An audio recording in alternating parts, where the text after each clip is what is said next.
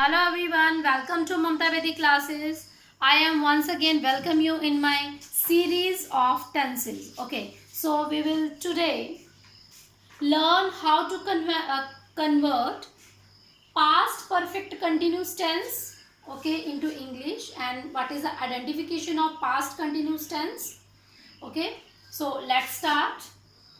Past perfect continuous tense. First of all, we will understand the meaning of heading. Okay, what is the meaning of past perfect continuous tense? Past mean ऐसी activity which happened in past. Okay, जो past में हो चुकी हैं.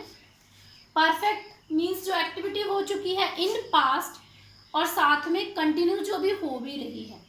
Okay जैसे हमने present perfect continuous किया था वैसे हम पास्ट परफेक्ट कंटिन्यूस टेंस को करेंगे.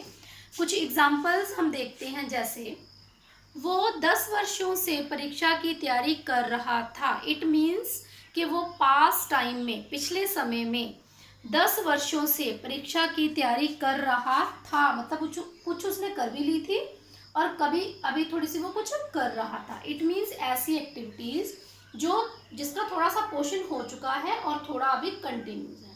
ठीक है. जैसे वो इस दफ्तर में 2 सालों से काम कर रहा था. बच्चा सुबह से खेल रहा था. वो बचपन से जिद कर रहा था. है ना. तो ऐसे ही कुछ टेंसेस जो हैं वो हम देखेंगे जिसमें कुछ एक्टिविटीज हो चुकी थी और कुछ अभी हो रही थी. Okay so what is the identification. से रहा था, से रही थी, से रहे थे. ओके एंड से रिप्रेजेंट द टाइम.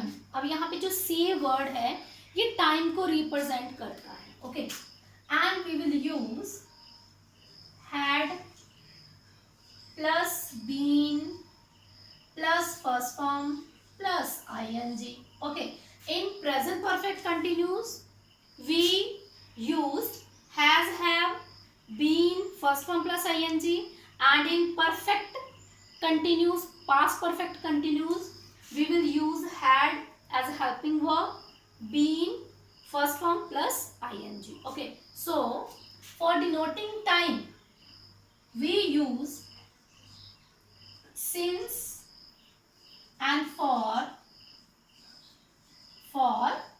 time. अगर हम समय की बात कर रहे हैं तो सिंस और फॉर का यूज करेंगे. In our previous video we have discussed the use of since and for, where we have to use since and where we have to use for. Okay so watch my previous video present perfect continuous. Okay अब हम time waste ना करते हुए इसकी कुछ examples लिखेंगे और साथ में हम इसको फिर ट्रांसलेट करेंगे from Hindi to English. Okay so first example. बच्चा सुबह से खिलौनों से खेल रहा था. लड़की 2011 से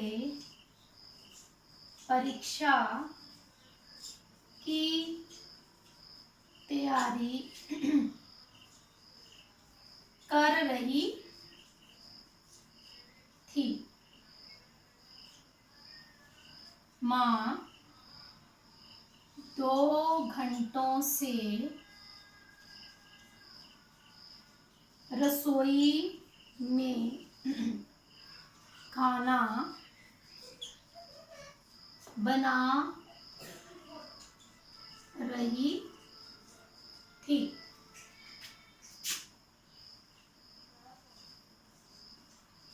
पिताजी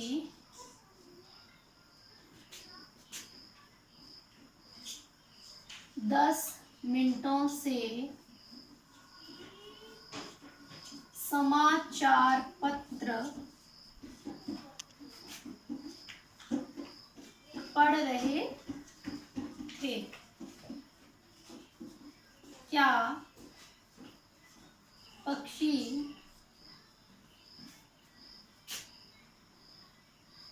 लंबे समय से घोंसला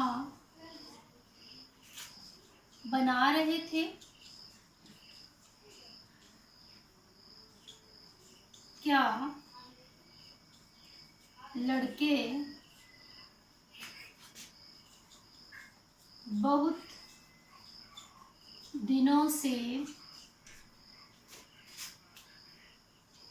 मैच नहीं खेल रहे थे? क्या अध्यापक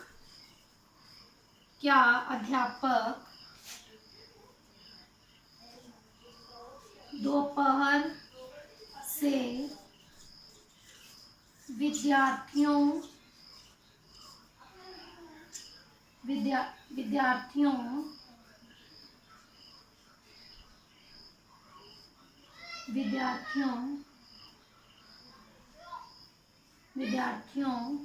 को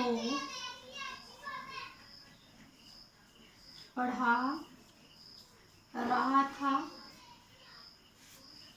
Okay, so we will change these sentences into English. Okay. बच्चा सुबह से खिलौनों से खेल रहा था।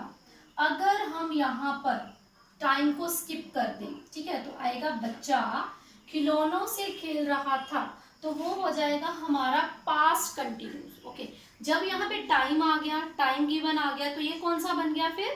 Past perfect continuous. It means इसमें कुछ एक्टिविटी हो चुकी है और कुछ अभी जो है वो हो रही है, तो ये डबल हो जाएगा, परफेक्ट भी और कंटिन्यूस भी। Okay, so we will change बच्चे को हम क्या बोलेंगे? Child had been playing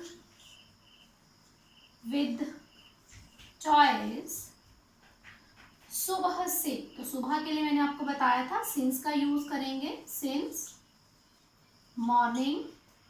next sentence is लड़की 2011 से परीक्षा की तैयारी कर रही थी। ठीक है, यहाँ पे लिख लेते हैं हम, 20 लिख लेते हैं। Okay, girl had been preparing for examination.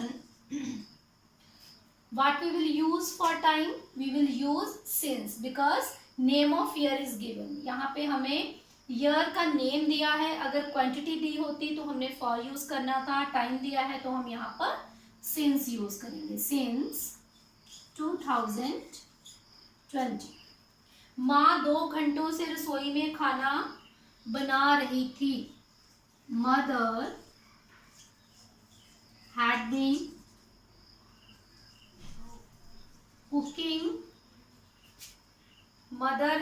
Cooking food in kitchen.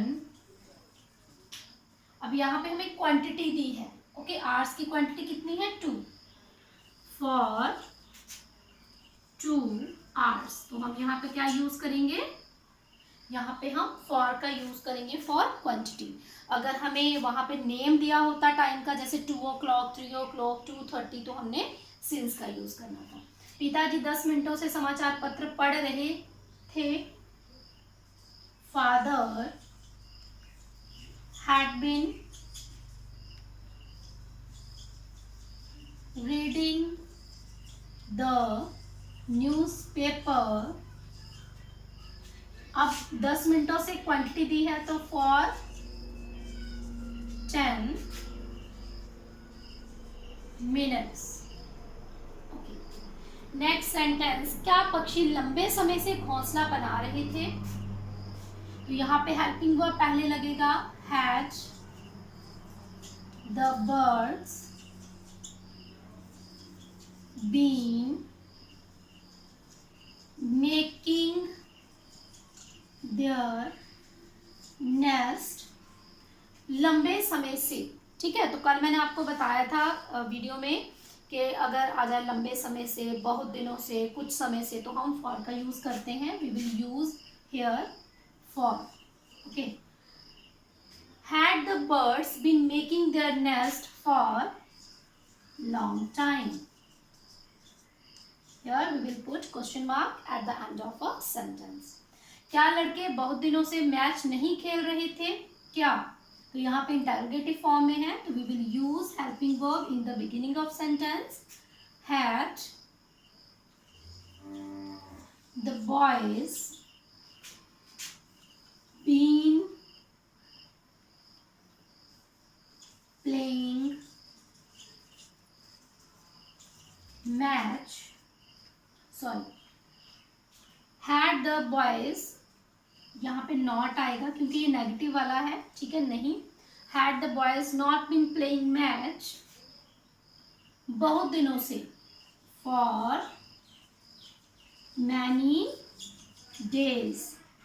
अब देखिए यहाँ पे हमने for का यूज क्यों किया, क्योंकि यहाँ पे क्वांटिटी दी है बहुत दिन। ओके, ये क्वांटिटी है, तो क्वांटिटी के लिए हम for का यूज करेंगे। क्या अध्यापक दोपहर से विद्यार्थियों को पढ़ा रहा था? Had teacher been teaching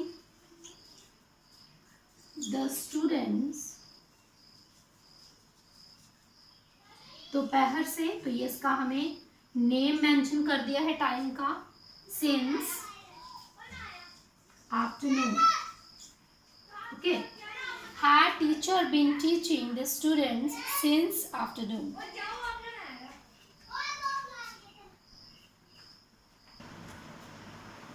We will do some more examples.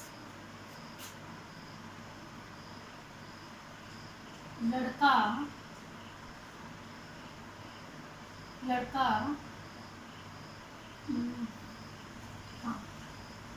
4 घंटों से क्यों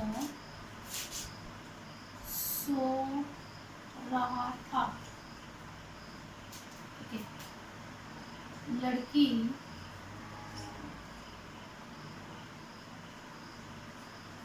सुबह से कहाँ जा रही थी?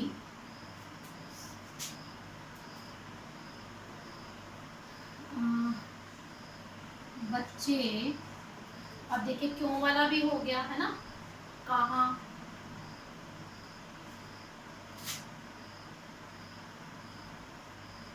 कैसे वाला कर लेते हैं, है ना।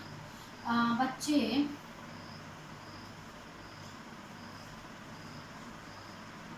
कई दिनों से कैसे रह रहे थे?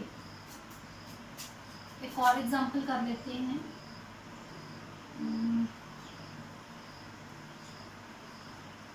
आदमी सोमवार से, अब देखिए हमारा कैसे भी हो गया, कहाँ, क्यों,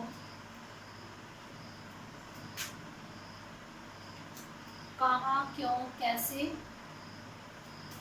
क्यों वाला एक और कर लेते हैं। आदमी सोमवार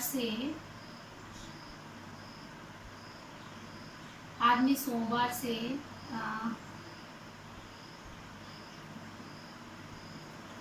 मजदूरी क्यों कर रहा था? ओके, चलिए अब हम इनको ट्रांसलेट करते हैं। लड़के 4 घंटों से क्यों सो रहे थे? ओके, सो रहे थे। लड़के 4 घंटों से क्यों सो रहे थे? तो यहाँ पे हम क्या करेंगे, यूज किसका करेंगे, वाई। क्यों के लिए किसका यूज करेंगे, वाई। बाकी हम वैसे बनाएंगे, why boys had been sleeping 4 घंटों से, here quantity is given so we will use for. Okay, why boys had been sleeping for hours. Okay, why boys had been sleeping for 4 hours. लड़की सुबह से कहाँ जा रही थी, तो कहाँ के लिए हम यूज करेंगे where. Where had girl been going. सुबह से, तो इसके लिए हम यूज करेंगे since morning. Where had girl been going since morning. बच्चे कई दिनों से कैसे रह रहे थे, कैसे means how children had been living कई दिनों से, so we will use for many days. Okay, last sentence is आदमी सोमवार से मजदूरी क्यों कर रहा था, तो क्यों के लिए हम क्या यूज करेंगे why man had been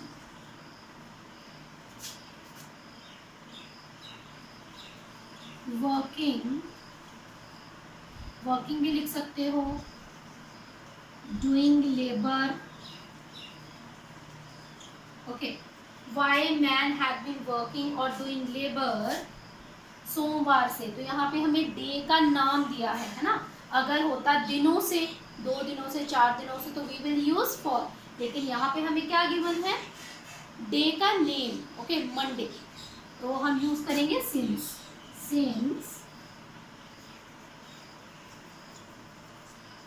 Monday. Why man had been working or doing labor since Monday. तो इस तरह से ये हमारे पास्ट परफेक्ट कंटिन्यूस टेंस जो है वो कुछ एग्जांपल के साथ हमने उनको समझा कि जिन सेंटेंसेस के लास्ट में रहा, था, रहे, थे, रही, थी आ जाए और साथ में हमें टाइम भी गिवन हो.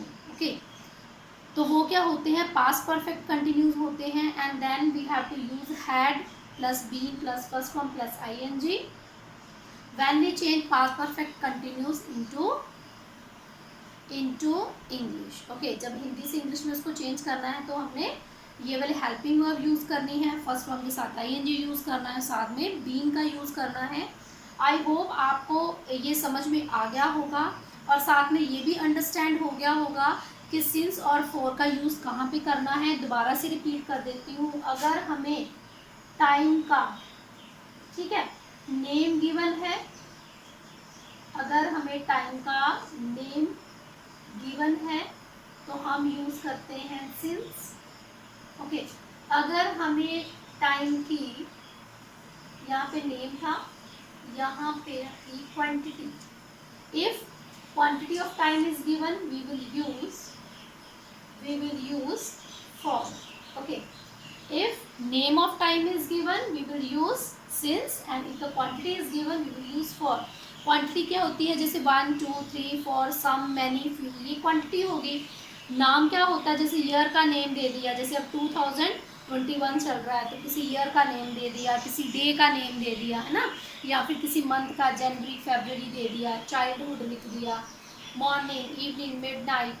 ठीक है, अगर ये हमें नाम गिवन हो गया, अगर क्लॉक के ऊपर टाइम है, जैसे 4 o'clock है, 3 o'clock है, 4:30 है, 2:30 है, AM है, PM है ना, तो इस तरह से अगर हमें नेम गिवन है टाइम का तो हमने लगाना है सिंस. और अगर हमें क्वांटिटी दी है इन नंबर्स 1 2 3 4 10 100 सो मैनी फ्यू, ठीक है, तो उसके लिए हम यूज़ करेंगे फॉर.